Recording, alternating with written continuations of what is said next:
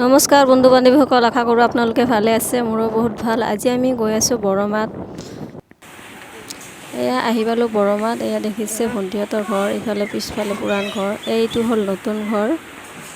নতুন ঘৰত আজি পূজা কৰা হ'ব, সেইবাবে আহিলোঁ। ইয়াতে ল'ৰা ছোৱালীবিলাকে বেলুন চেলুন ফুলাই আছে।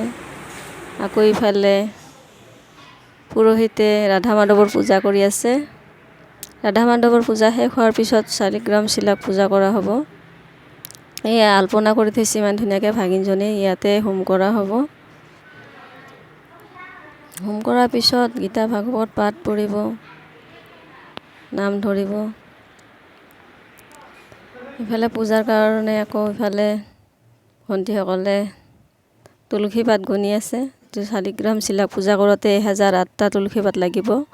আকৌ ৰাধা মাধৱৰ পূজাত 108টা লাগিব।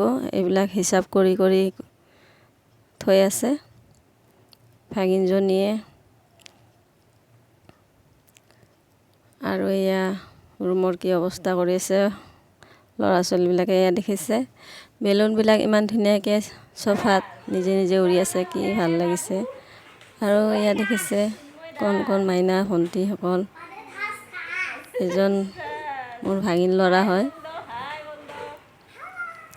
ইহঁতে মোৰ লগত একদম পূৰা ধেমালি তামচা কৰি আছে। মই গ'লে বহুত ভাল পায়। এয়া দেখিছে বেলুনগিলা বতাহত কেনেকৈ উৰি আছে, কি ধুনীয়া লাগিছে।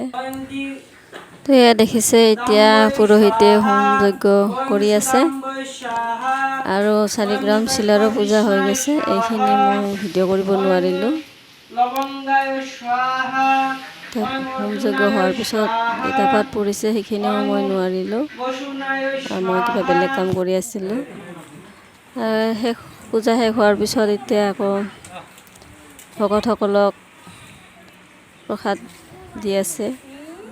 এইটো অন্য প্ৰসাদ বুলি কয়। ৰাধা মাধৱক ভোগ লগাইছে অন্য প্ৰসাদেদি।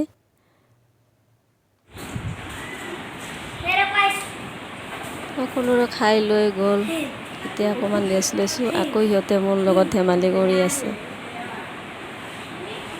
দেখিছে ইমান নটখট চলি।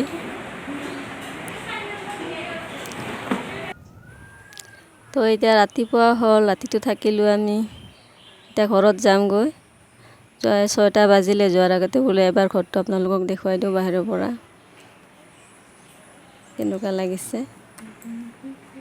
এই দৰ্জাবিলাকৰ কালাৰ যে দেখিছে, এই দৰ্জাৰ কালাৰ মোৰ ল'ৰাটোৱে কৰিছে। ভাল লাগিলে ক'বচোন। গোটেইকেইটা দৰ্জা মোৰ ডাঙৰ ল'ৰাজনে কালাৰ কৰিছে। ঘৰটো বাৰু কেনে লাগিছে ক'বচোন।